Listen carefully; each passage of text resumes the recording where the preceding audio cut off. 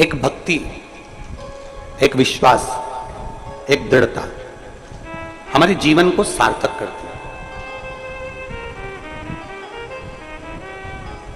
और जब तक विश्वास और भक्ति हमारे जीवन को सार्थक ना करे तब तक हमारा मनुष्य जन्म लेना बेकार।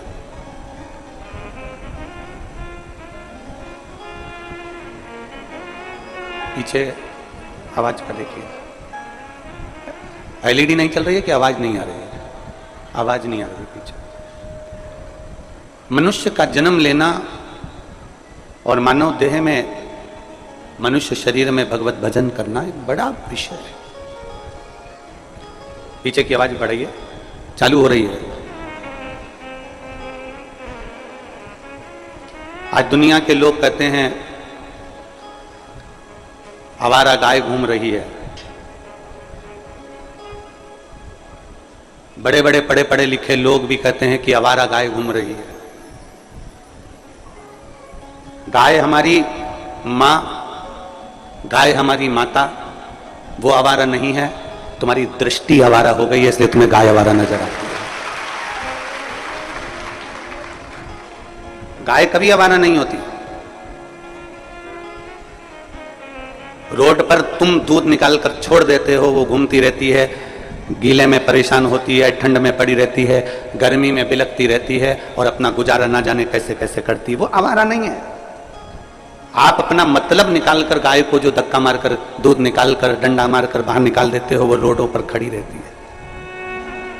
बारिश में जमीन इतनी गीली हो जाती है कि उसको बैठने की जगह नहीं मिलती, तो वो रोडों पर खड़ी रहती है। गाय आवारा नहीं है। आवारा हमारी दृष्टि हो गई है, आवारा हमारी सोच हो गई, आवारा हमारे विचार हो गए।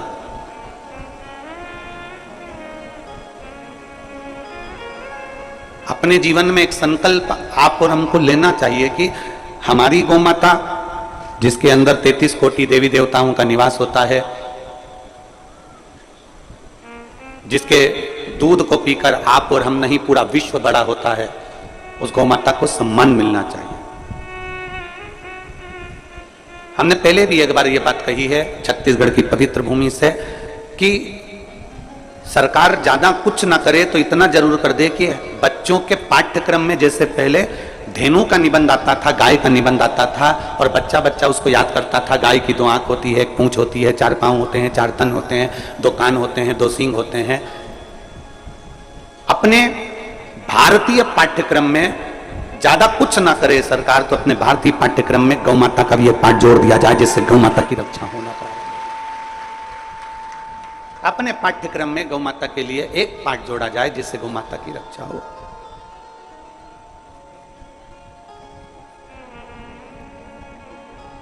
कहते हैं शंकर भगवान के मंदिर में 1 लोटा जल चढ़ाना, तुलसी माता के गमले को जल से सींचना, गौ माता को 1 रोटी देना, किसी पवित्र ज्योतिर्लिंग में जाकर दर्शन करना, किसी तीर्थ में पहुंचना, ये सब हमारे पाप को समाप्त कर देता है। हमारे पापों को समाप्त कर देता है सब कुछ। अग्नि में तुम कागज डालो, जलेगा कि नहीं जलेगा? अरे बोलो तो जम के जल जाए। अग्नि में ये तुम्हारा गमछा पिछोड़ा ये उठा के डाल दिया, जलेगा कि नहीं जलेगा? अग्नि पूछेगी कि कौन सी कंपनी का है। अग्नि पूछेगी ये कौन सी ब्रांड का कागज है, कौन सी कंपनी का कपड़ा है, कौन सी कंपनी का ये वस्त्र है, कौन सी कंपनी का आभूषण है। अग्नि ने नहीं पूछा। अग्नि का सरल स्वभाव, अग्नि का सहज स्वभाव, अग्नि का स्वभाव है कि उसके पास में जो आता है वो जलकर राख हो जाता है। ये अग्नि का स्वभाव।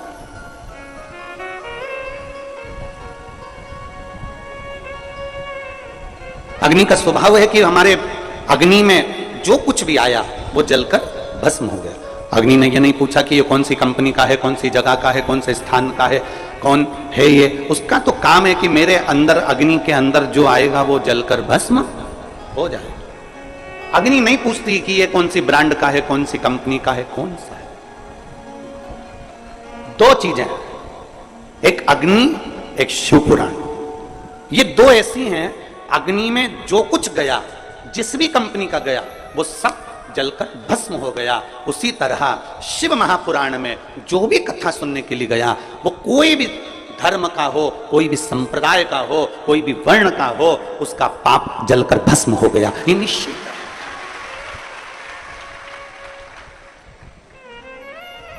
जैसे अग्नि नहीं पूछती, अग्नि नहीं पूछती है महाराज कि ये कपड़ा कौन सी ब्रांड का है, ये कौन सी कंपनी का है, कौन सी।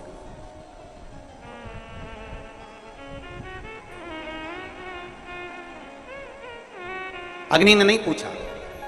शिव महापुराण नहीं पूछती कि आप ब्राह्मण हो कि क्षत्रिय हो कि वैश्य हो कि शूद्र हो। शिव महापुराण नहीं पूछती कि आप कौन हैं, कौन वर्ण के हैं, कौन धर्म के हैं, कौन जाति के हैं, कौन बिरादरी के हैं, कौन आप हैं। शिव पुराण तो ये जानती है कि जो शंकर की कथा को सुनने के लिए आया है, उसके पाप को मुझे जलाकर भस्म करना है, उसके पाप को मुझे समाप्त करना।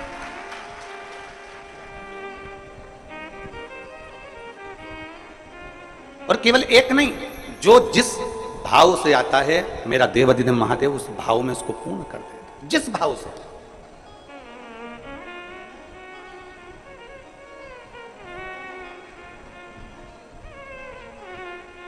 में हमारे सीहोर के कलेक्टर महोदय हुए, एसपी महोदय हुए, एसएसपी महोदय हुए, एसडीएम हुए, कमिश्नर हुए, डीआईजी हुए, आईजी हुए, टीआई महोदय हुए, तहसीलदार हुए, हमारे क्षेत्र के विधायक हुए, सांसद हुए, सरपंच हुए, सेक्रेटरी हुए, चिकित्सा अधिकारी हुए, डॉक्टर हुए, कंपाउंडर, नर्स, फूड इंस्पेक्टर हुई, जितने भी इस पवित्र कथा के माध्यम से जुड़े हुए हैं। क्योंकि जब सूचना जाती है कि यह कथा हो रही है, उनके पास पत्र जाता है, तब जाकर वो अनुमति प्रदान करते हैं। तो हम तो ये जानते हैं कि आप पर भी कहीं ना कहीं भगवान शिव की कृपा होती है, तब जाकर आप कहीं किसी रूप में ये शंकर कंकर से जुड़ पाते। संपूर्ण पुलिस प्रशासन, संपूर्ण एक एक पुलिसकर्मी, एक एक टीआई, एक एक कांस्टेबल, जो भी सेवा में लगे हैं, चाहे वो ट्रैफिक व्यवस्था में हो, चाहे वो अन्य अन्य व्यवस्था में लगे हो, हम सबको साधुवाद देते हैं कि आप लोगों की मेहनत से आज ये कथा यहां विराम लेने जा रही है। आप लोगों की मेहनत से।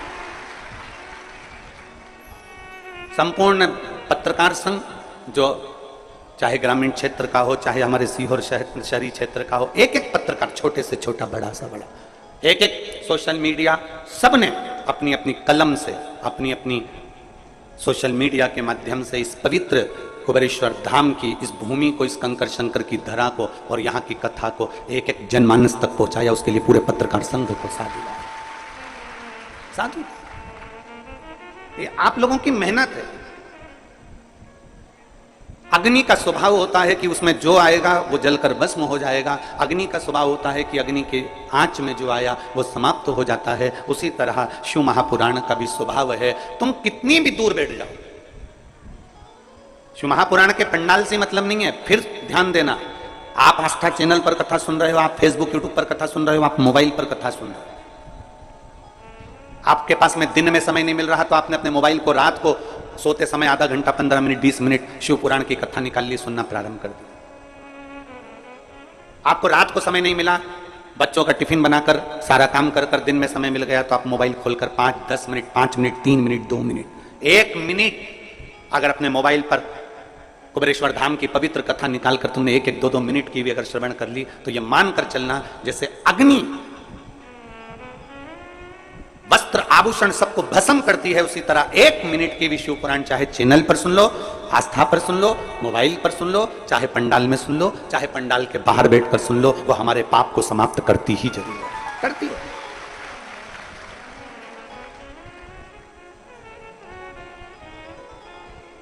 एक मानिक पत्र लिखा, उसमें उन्होंने घड़ी भी भेजी है। पत्र के अंदर उन्होंने घड़ी भी भेजी है। घड़ी क्यों भेजी है वो भी इस पत्र में लिखा। मेरा नाम रीना लखेरा है, मैं हरियाणा की चरखी दादरी जिले से आई हूँ। कहीं बैठी हूँ तो हाथ हिला सकती हूँ। मेरा नाम रीना लखेरा, मैं हरियाणा के चरखी दादरी जिले से आई हूँ। कहीं बैठी हूँ तो हाथ हिला सकती हूँ। उन्होंने घड़ी भी भेजी है। घड़ी इधर है क्या? अच्छा, श्री शिवाय नमस्ते। आ जाइए, एक बेलपत्र ले जाना, आ जाओ। मेरा मोबाइल नंबर ये है। मैं प्रणाम करती हूं गुरुदेव। पंडाल में बैठकर कथा सुनने का महत्व क्या है कोई मुझसे पूछे। इतनी हालत खराब थी गुरुजी कि मैं वर्णन नहीं कर सकती। समस्या पे समस्या सिर पर खड़ी हुई थी। ऐसी स्थिति नहीं थी, इसलिए घड़ी भेज रही हूं कि समय अगर बदल सकता है, आपने कहा उसको महाकाल कहते हैं, काल उसके हाथ में होता है तो समय की घड़ी के चक्र को भी बदल सकता है, उसमें इतना बल होता है। हमारी इतनी पोजीशन नहीं, इतना हमारे पास में नहीं कि हम लोग सही से गुजारा भी कर सकें। तब मेरे बेटे ने मुझसे कहा, मां वो टीवी पर सियोर वाला महाराज इतना छाती ठोक कर कहता है कि शंकर की कथा पंडाल में बैठकर सुनी जाती है तो बाबा सुनता है। अगर तू कहीं पास में कथा हो रही है तो वहां जाना मां और विनती करना एक बार। मैं सालासर जी में कथा चल रही थी राजस्थान में, वहां पर 2 दिन की कथा मैंने 15-16 सितंबर 2022 को सुनी और वहां से मैं वापिस आ गई। अब मेरा बेटा कहता है, मां अब अपन को देखना है कि वो सियोर वाला महाराज की बात पक्की होती कि नहीं होती, अपनी घड़ी अपना समय सुधरता है कि नहीं सुधरता। मेरे बेटे ने एक एग्जाम दिया इंडियन नेवी का, विश्वास नहीं था मेरे बेटे को कि इसमें हो जाएगा। मेरे बेटे ने आपके कहने पर पक्की मेहनत करी और उस एग्जाम में बैठ गया और बाबा की ऐसी कृपा हो गई गुरुदेव कि मैं क्या वर्णन करूं। मेरे शंकर की ऐसा गुणगान हुआ। 15-16 सितंबर 2022 को तो कथा सुनी और 1 दिसंबर 2022 को मेरे बेटे का इंडियन नेवी में हो गया, जिसका फोटो मैं लगा रही हूं। आप फोटो एलईडी पर देख सकते हैं।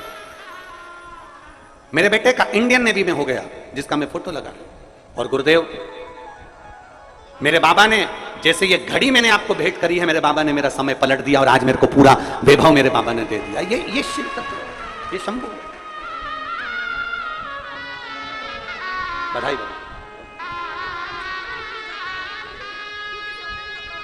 दीदी बोल रही हैं कि अभी उसकी नौकरी विशाखापट्टनम में चल रही है। वो प्रतिदिन शिव मंदिर जाता है और त्रिपुंड भी मस्तक पर लगाता है, उसने छोड़ा नहीं।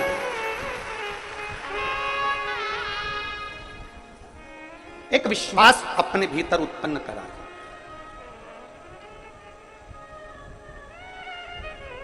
मेरा कुबेर भंडारी कभी खाली नहीं छोड़ता, बस उसके लिए एक ही चीज है कि आपका भरोसा कितना है। एक हरियाणा से एक लड़का अपने पिताजी के साथ में आया हुआ है, रेलवे स्टेशन पर सीहोर के उतरा और वहां से दंडवत करता करता करता करता यहां तक पहुंच रहा है। जब हमको सूचना मिली तो हमने खबर करवाई कि भाई पैदल आ जा। नहीं, मेरे बाबा ने मुझे कृपा कर दी, इसलिए अब मैं पैदल नहीं, मैं जो सोच कर गया था इसलिए मैं रेलवे स्टेशन से दंडवत करता करता 18 kilometre railway station, Sehore railway station से कुबेरेश्वर धाम 18 पड़ता करता। एक विश्वास जिस दिन आपके भीतर जागृत हो जाए, एक भरोसा आपके भीतर जिस दिन जागृत हो जाए, उस दिन शिव को मिलने में देरी। एक पत्र देखिए, कैलाश, मेरा नाम कैलाश है, मैं मलगांव टेमी तहसील धेगांव माखन जिला खंडवा मध्य प्रदेश से आया हूं। कहीं बैठे हो तो हाथ हिलाएंगे। आप ही हैं? एक बार हाथ हिला दो ऐसा। आ जाओ, एक बेलपत्र लेकर चले जाओ। मैं भोले बाबा का क्या गुणगान करूं गुरुदेव। इतनी शराब पीता था कि मेरा पूरा घर मुझसे परेशान था। रिश्तेदार भी मुझे नहीं बुलाते थे, मैं इतना शराब के नशे में डूबा रहता था। पहले तो मैं आपको धन्यवाद दे रहा हूं जो आपने अपना अवगुण इस पत्र में लिखा है, अपना अवगुण लिखा। आज के जमाने में व्यक्ति अपना गुण लिखता है, अवगुण को छुपाता है, पर व्यक्ति शंकर के सामने अपना अवगुण भी लिख देना तो मेरा भोलेनाथ उसको स्वीकार कर लेता। अवगुण अपना लिखा। मेरे रिश्तेदार भी मुझे नहीं बुलाते थे, मैं बहुत परेशान था, कोई काम धंधा कुछ भी नहीं था। क्या करें, दुनिया के लोग ठोकर मारते थे क्योंकि मैं नशे में भी रहता था, परिवार में कोई कमाई का स्रोत नहीं था। इतना परेशान हो गया, एक बार टीवी पर आपकी कथा सुनी और उसमें मैं भी नशे में ही था। अच्छा हुआ नशे में ही सुनी, नशे में था और उस समय भी मैं नशे में था। और मेरे घर के लोगों ने कह दिया तुम कथा सुन रहे हो तो भोपाल में कथा हो रही है महाराज की। उस समय आपकी कथा भोपाल चल रही थी, विश्वास सारंग जी कथा करवाए थे। कथा भोपाल में चल रही है तो एक बार चले क्यों नहीं जाते। उसी दिन मैंने प्रण कर लिया और भोपाल की एक दिन की कथा सुनने के लिए मैं उसी समय अपने घर से निकल गया, ट्रेन में बैठा, वहाँ पहुँचा और बाबा की कृपा से मैंने वहाँ बैठकर कथा सुनी। उस दिन मैंने कथा में ऐसा सुन लिया आपके मुंह से कि मैंने प्रण ले लिया कि आज के बाद दारू नहीं पीऊंगा, शराब नहीं पीऊंगा, नशा छोड़ दिया। मुझे क्या मालूम था कि बाबा का सामने बैठकर नशा छोड़ दो या पंडाल में कथा सुन लो तो बाबा इतनी जल्दी सुन लेता है। मेरे बाबा ने ऐसा मेरा हाथ पकड़ लिया, मेरी कोई दुकान धंधा पानी नहीं था, मेरे एक बेटे को मैंने दुकान डलवाई भीकन गांव में और बाबा की कृपा से वो दुकान अब हमारी हो गई। कुछ नहीं करता, सब बाबा करता है। मेरे पास कुछ नहीं था, आज बाबा ने मुझे पत्तल धोने की फैक्ट्री डलवाना प्रारंभ कर दी। मैं बाबा को यहाँ धन्यवाद देने के लिए इतना दे दिया कि मैं एक लाइन लिखना चाहता हूं। अरे लुटा दिया भंडार और कर दिया माला अब मेरी फैक्ट्री की तैयारी हो रही है, मेरा बेटा भी दुकान कर रहा है, मकान कर दिया बाबा ने। कुछ नहीं था, मुझे क्या मालूम था कि पंडाल में बैठ के कथा सुनने का इतना लाभ होता है। ये जिंदगी की मैंने दौलत पाली है। शिव तत्व एक शिव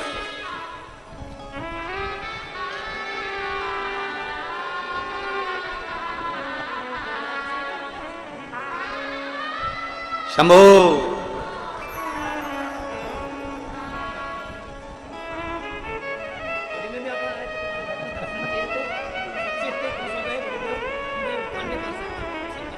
भाऊ बोल रहे हैं मेरे बच्चे इतने खुश हो गए कि मैं भगवान शंकर का कोई वर्णन नहीं कर सकता, इतना छप्पर फाड़ के बाबा।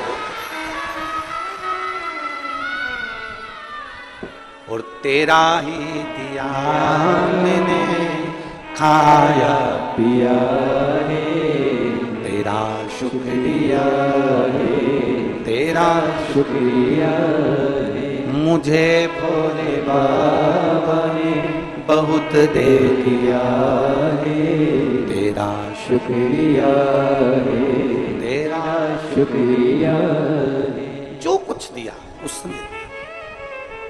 आप और हमारी कोई सामर्थ्यता नहीं हो सकती, आपकी और हमारी कोई सामर्थ्यता नहीं। जो कुछ दिया है मेरे बाबा ने दिया। और आपसे निवेदन करेंगे कि इस कुबेरेश्वर बाबा की पवित्र भूमि पर कंकर शंकर की धरा पर विश्वास लेकर आना, और विश्वास नहीं हो तो इस जमीन पर भले मत आना, आप अपने घर में ही अच्छे हो। विश्वास हो तो, विश्वास हो कि मेरी नौकरी मेरा बाबा लगाएगा और मैं बहुत मेहनत करूंगी, अपार मेहनत, और इतनी मेहनत करूंगी कि मेरा बाबा मेरे काम सकते। एक पत्र है,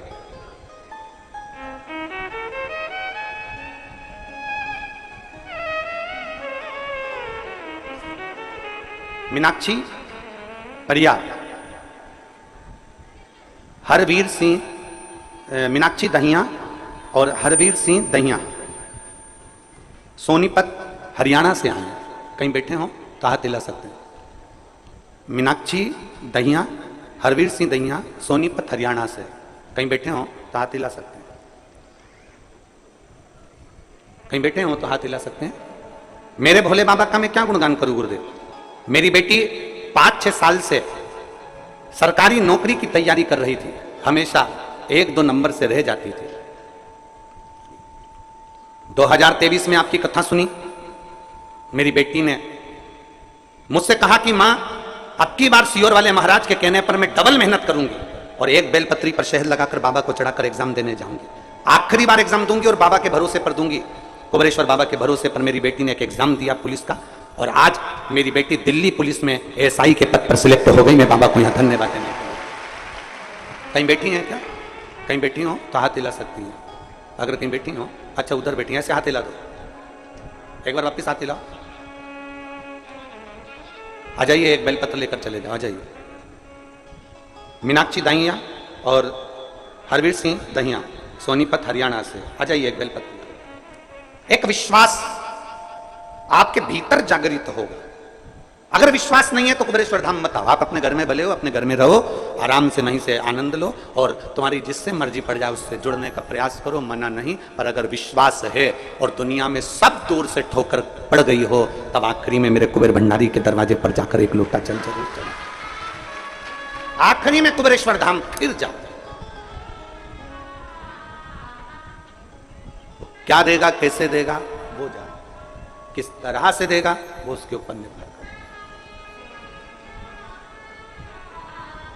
उर्मिने तेरे ही भरोसे, बाबा तेरे ही भरोसे, हवा बिच उड़ती जवांगी, बाबा डोर हटो छड़ी में कट्टी जावांगी, भोले मैं तेरी पतन, शंभो मैं तेरी पतन, हवा बिच उड़ती जावांगी, बाबा डोर हटो छड़ी में कट्टी जावांगी। एक विश्वास के साथ कल हम जब यहाँ से जा रहे थे तो एक बेटी ने एक पत्र पकड़ाया, छोटा सा। वो पत्र हम जब कक्ष में लेकर गए तो हमने उसको पढ़ा। वो पत्र को पढ़ा तो उस पत्र में लिखा था, गुरुजी आप जितनी भी चीजें उपाय बताते हो, जितनी भी बातें बताते हो, लोग आपको कोई टोटका कह देता है, कोई कुछ कह देता है, कोई कुछ कह देता है, हमको बुरा लगता, आपको नहीं लगता? तो मैं वो बेटी अगर यहां बैठी हो तो मैं उससे निवेदन करूंगा, डॉक्टर दवाई लिखता है, डायरेक्ट पर्चा नहीं पकड़ा देता। डॉक्टर दवाई लिखता है तो ये बोलता है कि ये सुबह खाना, ये शाम को खाना, ये गर्म पानी से खाना, ये दूध से खाना, ये ठंडे पानी से खाना, ये वाली दवाई को पानी में मिलाकर पी लेना, ये दवाई ऐसे खाना, ये दवाई वैसे खाना। डॉक्टर भी अगर दवाई देता है तो दिन रात सुबह शाम पानी कैसे लेना है, दूध से लेना है, पानी से लेना है, ये डॉक्टर भी लिखता है। क्यों लिखता है?